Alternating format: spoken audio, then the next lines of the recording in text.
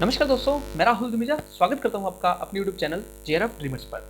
तो दोस्तों आज की इस वीडियो में हम डिस्कस करने वाले हैं answer key of NTUG net commerce exam held on 17 October 2020 particular second shift. तो दोस्तों अगर इस शिफ्ट के हम एनालिसिस करें तो ओवरऑल एनालिसिस में हमको पता लगा है कि जो शिफ्ट सेकंड का जो पेपर था वो थोड़ा डिफिकल्ट था in comparison to shift first के कंपेरिजन में थोड़ा सा डिफिकल्ट था। इवन पेपर फर्स्ट जो था पर्टिकुलर अगर पेपर फर्स्ट की बात की जाए तो उसमें जो कुछ क्वेश्चंस थे वो आउट ऑफ सिलेबस बच्चे बता रहे थे कि आए हुए थे। ओके, तो देखते हैं इसके आंसर्स क्या होंगे। होप कि आपका एग्जाम जो है अच्छा हुआ होगा। ओके, और जितने भी हम आंसर डिस्कस करने वाले हैं इसके अंदर वो आपके आंसर से ही मैच करते होंगे जो आप अटेम्प्ट करके आए होंगे। तो चलिए देखते हैं, let's move on. Okay, so question number first, railway communication is. तो सबसे पहला जो क्वेश्चन आया हुआ था, जो क्वेश्चन मेरे को मिला है वो क्या था, रेलवे पे जो अनाउंसमेंट होती है कि ये गाड़ी इस वक्त आएगी, ये गाड़ी इस वक्त आएगी, तो ये किस तरह का कम्युनिकेशन है।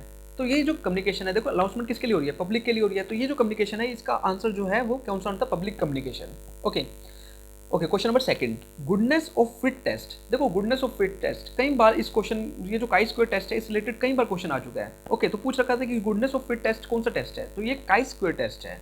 ओके, तो इवन अगर आप प्रैक्टिस कर रहे होगे लास्ट 10 ईयर्स से तो आपको पता होगा कि काई स्क्वायर से रिलेटेड काफ़ी बार क्वेश्चन आ चुके हैं हमारे एग्जाम के अंदर। तो सिंपल क्वेश्चन था। जो क्वेश्चन नंबर थर्ड जो है वो है कौन सा, स्टेटमेंट्स वाला। दो स्टेटमेंट दे रखी थी, पूछ रखा था कि कौन सी स्टेटमेंट जो है ठीक है, दोनों ठीक है या दोनों गलत है। ओके, तो स्टेटमेंट फर्स्ट थी कि नंबर इज डिविजिबल बाय 3। अगर कोई नंबर 3 से डिविजिबल होता है, if the sum of number is divisible by 3, yes this is true. देखो अगर मैं पूछूं कि 27 कि क्या ये 3 से डिविजिबल होगा, तो 2 और 7 को ऐड करूंगा तो 9। 9 क्या 3 से डिविजिबल होता है, यस, तो 27 भी क्या होगा, डिविजिबल होगा। तो statement A is correct. Okay, number is divisible by 9 if the sum of number is divisible by 9। इसमें पूछ रखा है कि अगर सम जो है, अगर किसी नंबर का सम जो है वो 9 से डिविजिबल हो रहा है, ठीक है, तो वो नंबर भी 9 से डिविजिबल होगा। क्या ये ट्रू है? Okay, so this is not true. Okay, ऐसा नहीं है कि अगर कोई किसी नंबर का सम जो है 9 से डिविजिबल होगा तो वो नंबर भी 9 से ही डिविजिबल होगा। तो ये स्टेटमेंट क्या थी, रॉन्ग। तो statement A is correct and statement B is incorrect. Okay, only statement A is correct. इसका आंसर क्या आता है, ए करेक्ट होगा। ओके, चलिए मैच द कॉलम आया हुआ था, इसमें मैचिंग का एक क्वेश्चन आया हुआ था जिसमें हमको ऑप्शन में दे रखा था नेट, एनडीएल, स्वयं दे रखा था, स्वयं प्रभा। तो काफ़ी सिंपल क्वेश्चन था। हमको पता है कि स्वयं क्या होता है, ऑनलाइन कोर्सेज प्रोवाइड करता है। स्वयं प्रभा क्या है, 32 डीटीएच चैनल्स हैं। ओके, एनडीएल क्या है, नेशनल डिजिटल लाइब्रेरी है जिसके अंदर आपको बुक्स वगैरह के रिकॉर्ड मिल जाएंगे, और नेशनल एकेडमिक रिकॉर्ड के से रिलेटेड कोई क्वेश्चन था। तो इसमें मैच था, काफ़ी सिंपल क्वेश्चन था। आई होप कि आपका हो गया होगा।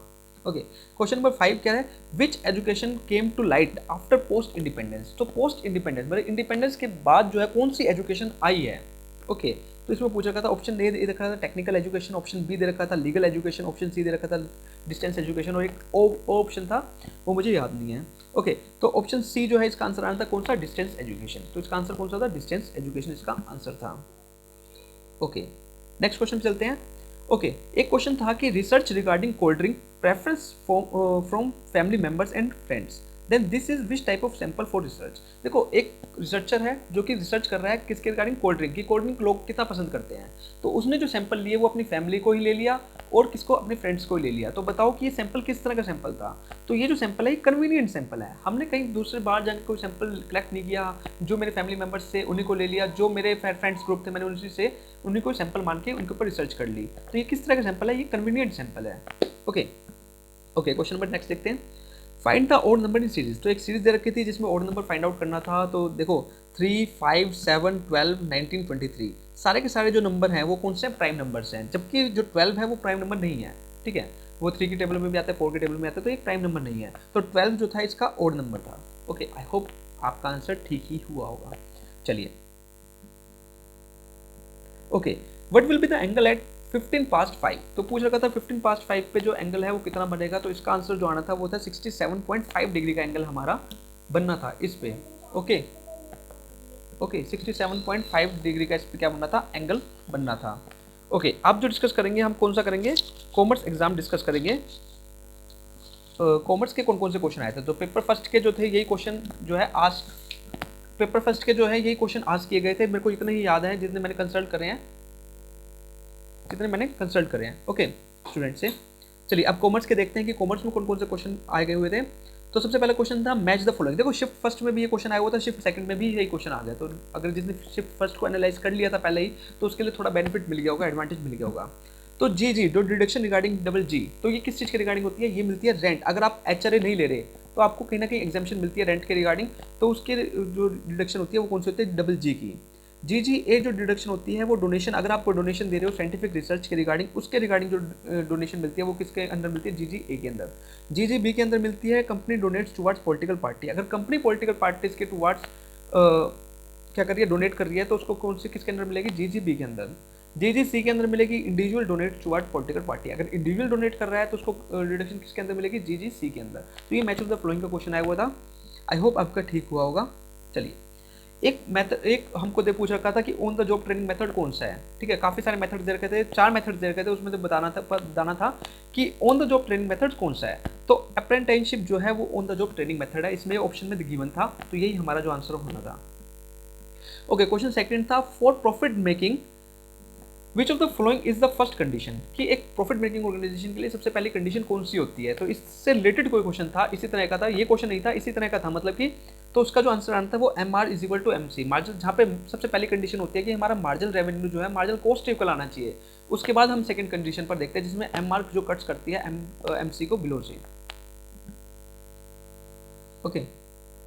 ओके, इसके बाद जो हम बात करते हैं अनपेड सेलर। एक क्वेश्चन आया हुआ था अनपेड सेलर के रिगार्डिंग कि अनपेड सेलर कौन होता है। तो अनपेड सेलर होता है one who sells the good, जिसने गुड्स तो सेल कर दिया बट उसको अभी कंसिडरेशन नहीं मिली, अगर उसको उसके बदले में उसमें जो मनी मिलनी थी वो नहीं मिली, उसने गुड्स तो क्या कर दिया, सेल कर दिया, बट उसको अभी तक उसको कंसिडरेशन नहीं मिली है उसके बदले में।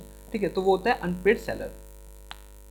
ओके, एक प्रैक्टिकल क्वेश्चन आया हुआ था वॉल्टर्स मॉडल के रिगार्डिंग, पे आउट रेशियो उसमें गिवन थी 40% की, तो इसके रिगार्डिंग कोई क्वेश्चन आया हुआ था, तो उसके अंदर हम सिंपल फॉर्मूला लगा के उसको क्वेश्चन को हम सोल्व कर सकते थे। मेरे को क्वेश्चन पर्टिकुलर याद नहीं है, तो इसी तरह का कोई क्वेश्चन आया हुआ था।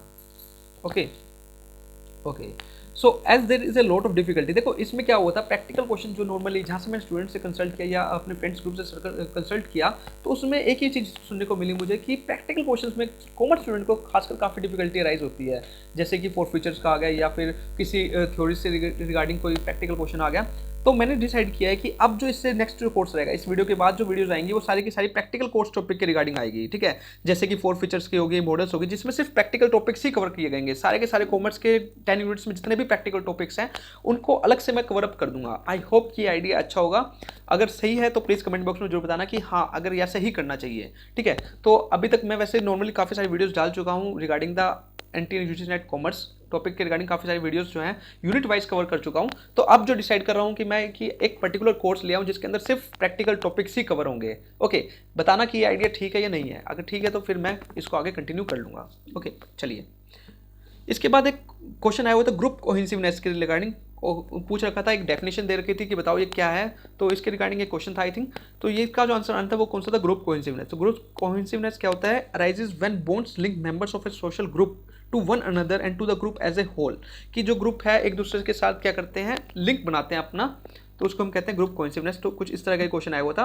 एक क्वेश्चन आया हुआ था ओपनिंग कैपिटल से रिलेटेड, तो ओपनिंग कैपिटल का फॉर्मूला पूछ रखा था। तो ओपनिंग कैपिटल का फॉर्मूला क्या होता है, क्लोजिंग कैपिटल, जितनी क्लोजिंग कैपिटल है उसमें हम ड्राइंग ऐड कर देंगे, उसमें से एडिशनल कैपिटल लेस कर देंगे, अगर प्रॉफिट है तो उसको लेस कर देंगे, अगर लॉस है तो हम उसको क्या कर देंगे, ऐड कर देंगे। तो ये होता है ओपनिंग कैपिटल का। तो अलग से एक फॉर्मूला पूछ रखा था, तो आई होप आपका ये क्वेश्चन भी ठीक हुआ होगा।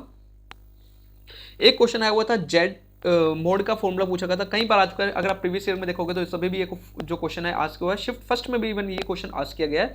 तो जेड का जो फॉर्मूला है, मोड का जो फॉर्मूला होता है वो 3 मीडियन माइनस 2 मीन होता है। ओके, इसके बाद एक पेनिट्रेशन, तो ये कई बार ये प्रीवियस ईयर में भी पेनिट्रेशन और स्कीमिंग के रिगार्डिंग तो क्वेश्चन आना ही होता है। ठीक है, तो पेनिट्रेशन प्राइसिंग कौन सा होता है, charging low price at the starting. हम स्टार्टिंग में ही हम क्या कर रहे हैं, लो प्राइस चार्ज कर रहे हैं अपनी टारगेट मार्केट से।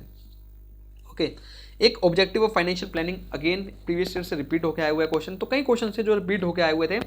तो ऑब्जेक्टिव फाइनेंशियल प्लानिंग, इसमें एक इंक्रीज अर्निंग थोड़ी कंफ्यूजिंग दे रखी थी, उसमें दे रखा था कि प्रॉफिट अर्निंग होता है, इंक्रीज अर्निंग होता है, एक दो क्वेश्चन और दे रखे थे। ठीक है, तो इंक्रीज अर्निंग को हम वेल्थ मैक्सिमाइजेशन से ट्रीट करके चल सकते हैं, तो इसका आंसर जो आना था वो इंक्रीज अर्निंग ही आना था। आई होप कि यही आंसर आना था, बट श्योरिटी नहीं कह सकता मैं कि इंक्रीज अर्निंग ही इसका आंसर आना चाहिए।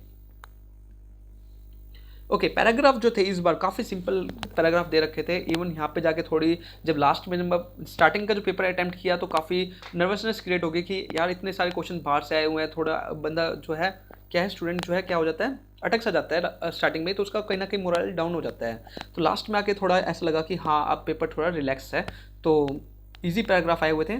ओके अगर ओवरऑल बात की जाए तो पेपर फर्स्ट जो था वो मॉडरेट था, मॉडरेट टू डिफिकल्ट था, जबकि पेपर सेकंड जो था इजी टू मॉडरेट था। ओके मैंने सारे क्वेश्चन नहीं डिस्कस करे, बहुत सारे क्वेश्चन जो है अभी पेंडिंग है, जो जो याद आ रहे हैं क्वेश्चन वो मैंने डिस्कस कर लिए हैं। अगर आपके माइंड में कोई क्वेश्चन आ रहा है तो प्लीज़ उसको नीचे कमेंट बॉक्स में जरूर शेयर करना, हो सकता है आने वाले वीडियो में मैं उनको भी डिस्कस कर लूँ ताकि औरों की भी हेल्प हो जाए अपने आंसर जानने के लिए कि क्या उसका एग्जाम कैसा रहा। Okay so thank you friends for watching and don't forget to subscribe my channel. आप चैनल को सब्सक्राइब करना ना भूलिए, वीडियो को लाइक करना अगर आपको अच्छी लगी है। Thank you so much for watching.